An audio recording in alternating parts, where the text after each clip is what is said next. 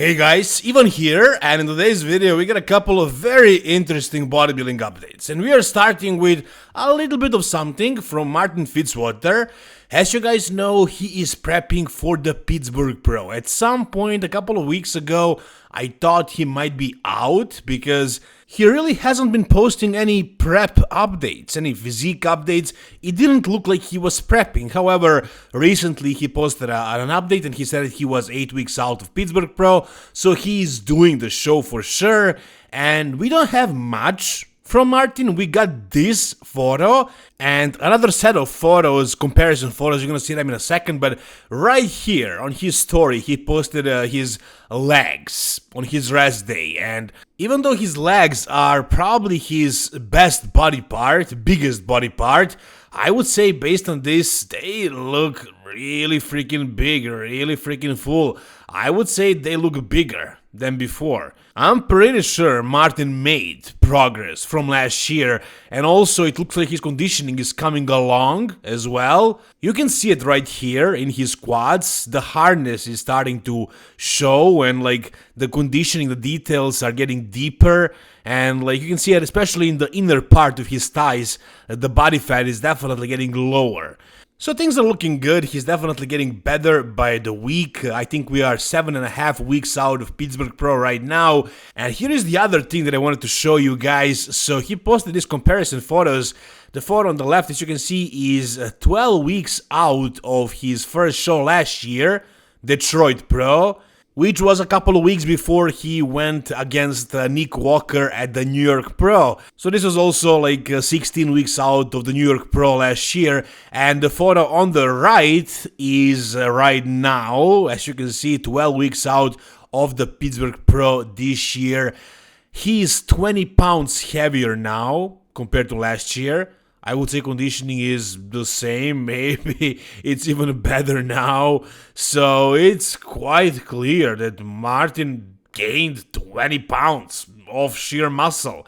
And it's not just by calculating the numbers and looking at the scale, it's visible for sure. You can definitely see it in his physique. Legs look much bigger. Look at the arms. The arms are pretty much double in size. Lats look a lot thicker, and the waist did not get any bigger. It's still very small. So this is definitely a huge progression. Let's check out the other poses. So back double bicep conditioning is definitely better now. Look at the glutes. Look at the glutes. The difference is definitely, the conditioning is now better at 20 pounds more. Overall, he just looks bigger, for sure. Look at the most muscular. Huge difference, man. He is so much bigger. This is a completely new Martin Fitzwater. This guy is growing so fast lately. It's insane. Look at the side chest, man. This is a completely new bodybuilder. Yeah, after the Detroit Pro, he competed at the New York, and then at the Mr. Olympia, and then at the Prague Pro. So I'm sure he made some progress between the Detroit and the Prague Pro. The difference is not gonna be as huge from the Prague Pro to this year's Pittsburgh, but from the Detroit to Pittsburgh, it's gonna be huge. And this is what it looked like last year when he went against Nick Walker. It was close. I mean, 1 point difference. Obviously, Nick was a lot bigger with a lot more details. I would say maybe conditioning was similar because it wasn't Nick's best conditioning, but Nick has more details, more like depth to the separation, more maturity, but Martin definitely has better lines, smaller waist, stuff like that. He was a lot smaller last year, but this year, I don't know. I mean, I'm not saying he's going to be bigger than Nick. I don't think that's going to be the case, but I think Martin is going to be a lot bigger than before. And maybe that gain is gonna be enough to close the gap. Again, Martin has better shape. Not just better than Nick, but he has really good aesthetics for an open bodybuilder, for sure. And then he has conditioning that matches Nick's conditioning. I wouldn't say he's more conditioned than Nick at his best. I would say they can definitely hang with conditioning. Nick has better, I don't want to use the word muscle maturity, but let's just say details. I think Nick has more details, better separation in certain body parts, you know what I mean. And what Nick also has going for him is the size, of course. Now, with the new size improvements that Martin made, I don't know, it might be just enough to close that gap, but to be honest, personally, I would definitely bet rather on Nick than on Martin. And that's if Derek Lunsford doesn't end up doing. But I'm pretty sure Derek is doing Pittsburgh. But even if Derek is doing, I can also see these two guys beating him unless he's 100% on and the other two guys are not. I think it depends on what kind of peak these guys bring. If Nick is 100% and Derek is like 95, I can imagine Nick beating Derek. I don't think that's out of the question. And as far as Martin beating both Nick and Derek, I mean, it's a little bit more difficult for me to imagine that, but it's also not out of the question. These guys are all very close. Again, Martin was 4th at the Mr. Olympia, Nick's best was 3rd, and of course Derek won and placed 3rd last year. He just won the Arnold Classic. Who knows what kind of peak will he bring? Is he exhausted from his Arnold prep or not? I mean, there is so many variables. As of right now, what we do know is that Martin is a lot bigger than last year. And it's not that he was small or anything like that. It's just that he stood next to guys like Nick Walker who are massive freaks.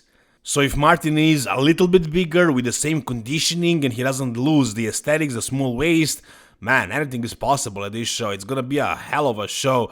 We'll see, but as of right now, one thing is for sure, Martin is coming, and he's coming strong. Alright, the next thing we got is a new physique update by Ramon Dino. Man, it's been a while since we saw anything from Ramon Dino. Up until recently, he was the heavy favorite to take over the classic physique after C-Bum retires. But as of lately, he has not been in that conversation anymore, especially after he failed at the Arnold Classic, lost to Wesley Wissers, and then also failed pretty badly at the Mr. Olympia where he took 4th. Is he still a contender for the title? Can he challenge guys like Mike Sommerfeld and the others? I mean, in my opinion, yeah, it's a possibility. Would I bet on it? Probably not. As you can see right here, he does look muscular, he looks full, he looks in also very good condition for this point. I don't know what he's prepping for, to be honest. He's not qualified for the Mr. Olympia. He needs to do a show to win. Maybe he's doing Arnold Classic Brazil. That would make a lot of sense. That's probably it. His conditioning is looking like he's prepping for that show. And of course, it's in Brazil. His fan base is mainly in Brazil. So I think it makes sense. I think that's the show he plans on doing. Maybe some other show, but he definitely does need to do a show if he wants to go to the Mr. Olympia. I mean, right here, he looks like he can win most of the shows. Again, he was 4th last year, but is he okay with just winning a pro show, qualifying, and being in the top 5? Or is his goal still to become the Mr. Olympia? The way I see it, guys, the only way Ramon Dino can, be in that top mix and win the Mr. Olympia is if Mike Sommerfeld is off. If Mike is on, however, I can see Ramon placing as high as 2nd. Back when he was competing against Chris Bumstead, he was the guy that was in that top 2-man call-out, the only guy that was sort of pushing Chris Bumstead. I don't want to say he was really challenging him. It was always perfectly clear that Chris was winning, and that wasn't really the case with Mike. Mike actually won 2 out of 3 poses at a Mr. Olympia based on Tyler Mannion. I don't know if that was really the case, but he saw it that way, and some judges actually gave it to Mike. So Mike is the first and the only guy that pushed Chris Bumstead since Chris won the Mr. Olympia. So yeah, this year Mike is definitely the heavy favorite, also especially after winning the Arnold Classic. And we can argue all day long what is classic, what is not, but the judges are awarding those kind of physiques that also have a lot of muscle. That's a criteria as well, and Mike has a lot of muscle. He brings good condition, and he's aesthetic enough. So he definitely is the heavy favorite. I don't see Ramon Dino beating him. He looks good. He can win a pro show. He can go to the Mr. Olympia. He can be maybe as high as 2nd, but to win against a good Mike that is well peaked, I don't see that happening. But whatever you guys think, tell me down below. Alright, the next thing we got is, I would say, very much expected. If you guys watch my videos, you saw a couple of updates from Blessing of Audible that I posted here, and to me it looked like he was definitely not getting in the conditioning he needed to get in if his plan was to compete at the New York Pro, and that was the plan. Stefan Kinsel announced that on Full's podcast. Blessing was preparing for the New York Pro. Now, in this new post that he made, it's a compilation of a couple of back posing videos. It's basically a transformation, the way his progress is going since he started the prep until now. And, it's better, for sure. He got leaner, but this is the end result. I mean, not the end result, but the last slide, the last video that he posted right here. This is what he looks like right now at 10 weeks, less than 10 weeks out of the New York Pro. And what is interesting is somebody asked a question. No announcement on shows yet. There were announcements. He was supposed to do the New York Pro, but here he says no show announcements yet. So apparently he decided to pull out. Blessing Awodibu is not going to be competing in the New York Pro.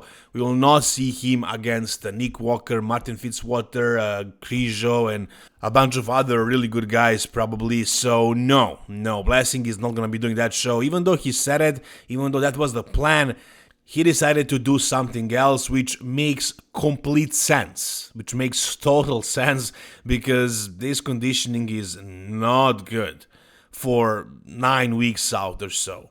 Could he make it? I mean, if something crazy started to happen with his body, if his body started responding really well at some point for, I don't know, whatever reason, then maybe, but the way things are moving right now, no, at this pace, he wouldn't be able to make it. I mean, to be in really good condition, he could be decent, like he could be okay, but to be really shredded, really well peaked in 10 weeks, with the way his conditioning is moving right now, no. And it's not just that he has a lot of work to do, it's just that his body is for some reason not really responding really well. It barely even changed for the past 8 weeks, for the last 2 months. And his coach is Stefan Kinsel, and we all know that Stefan is a really good coach, but like we all know, he is coaching way too many top bodybuilders. He is very much expected to start failing at some point sooner or later, and we saw some things at the Arnold Classic that didn't look very good. Like, we thought James was gonna look better, but he kinda missed his peak a little bit. Wesley also looked horrible, but, Wesley had that stomach issue. I'm not saying Stefan caused it, so let's say that one is not on Stefan. Sean Clarita, not his best look ever. The legs were down in size, but that's Matt Jansen's fault. We'll see what's going to happen, like at Pittsburgh and at the New York Pro, but I am expecting, to be honest, to see Stefan failing a little bit here and there with some of the guys. Like, there is no chance he can really devote all the attention to all these guys that is needed. I know he is good, he is the mad scientist, he is the guy that is the number one coach right now, but I don't think it's possible to prep that many guys and have success with every one of them. So I don't know if Stefan is to blame for this, but Blessing's conditioning is just not moving, not getting better, and they had to decide to skip this show, do another show. Which show it's going to be, I have no idea. He doesn't know. I mean, he didn't announce it yet, but no, he's not doing the New York Pro. He's out of the New York Pro, that's for sure, as you can see right here. Here is what a serious New York Pro contender should look like conditioning-wise at this point. Michal Krizo, who is also, by the way, doing the Pittsburgh Pro, so he is 1 week ahead, but what is 1 week? Nothing. I mean, Blessing won't look like this in 1 week from now. I mean, Krizo is almost ready for the stage. I would say he's really early with conditioning. He doesn't need to be this shredded at 7.5 weeks out. Nick Walker is not in this kind of condition, neither is Martin Fitzwater, but I guess this is Krizo's approach, and you guys know that his coach is George Fair right now, so they're doing something different probably. It looks good, man. It looks really good for Krizo. Right here, as you can see, he has a lot of size, a lot of fullness, like in the shoulders, arms, legs, and I believe he's really heavy. He's like 290 right now. He's a bit taller. Not really tall. I think he's like maybe Regan's height, something like that, like around 6 foot. But if you didn't know that he's that tall, you could see this guy being like 5'8" or 5'9", because he's so wide, he's so massive. He doesn't look like he's super tall because he's not stringy. He's actually really stacked up. I mean, he has some flaws, like his glutes are not the best, maybe the back as well, maybe his side shots are not phenomenal, but like from the front, he looks crazy. Conditioning is spot on. Fullness is there. The details, the granite look, the hardness that he's known for, it's all there. It's 7.5 weeks out. You probably saw this, but I mean, look at this again, guys. Look at the conditioning. He is ripped. And I look at how everything is popping out, like the triceps, the biceps, the chest. I mean, look at the vascularity everywhere, the legs. Again, he is in condition pretty much already. And if Blessing is comparing himself to Krizo, I'm sure he's feeling really depressed right now. Maybe Blessing should go back to George Farah. Maybe Stefan is not doing it for him, but George Farah is doing a hell of a job with Krizo. Again, he's shredded already. Now I guess they'll start working on bringing up the fullness and the size, but conditioning for this point in prep, it's phenomenal. And it looks like Krizo is back after his shoulder surgery. It seems like he's bringing something nasty to the Pittsburgh and the New York, and some other shows potentially, probably, as well, like California Pro. I think that's what he's planning, and I can see him winning that show and qualifying for the Mr. Olympia. Oh, and lastly, I gotta make things clear from yesterday. Apparently, what Chris Cormier said about Carlos Thomas Jr. changing coaches, apparently it was false. It's not true. Carlos DM'd me. He told me that it's not really the case. He's still working with Patrick. He doesn't know where Chris Cormier got this information from. I texted Chris to see what he has to say about this. He didn't reply yet. He probably will later. And yeah, I could have sent a DM to Carlos and asked him, but like you guys probably know, these guys, sometimes it takes them like 3 days to reply. Some of them never reply. And if I'm making a video about like 7 different people, I can't shoot a DM to everybody. I would never get around to make any videos. So when something is public like that, I gotta make a video as soon as possible about it.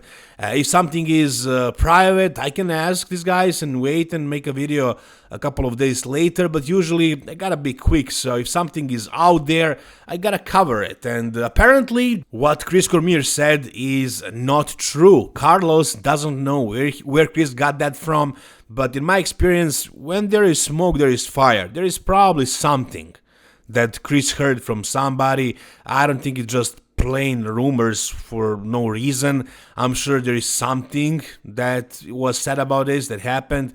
Again, I don't know what it was, but it's not true. Like Carlos is still working with Patrick Ptuor, and I think that's definitely the right decision for Carlos. Yeah, they failed to deliver for the Arnold, but I'm sure Patrick learned some things about Carlos's body.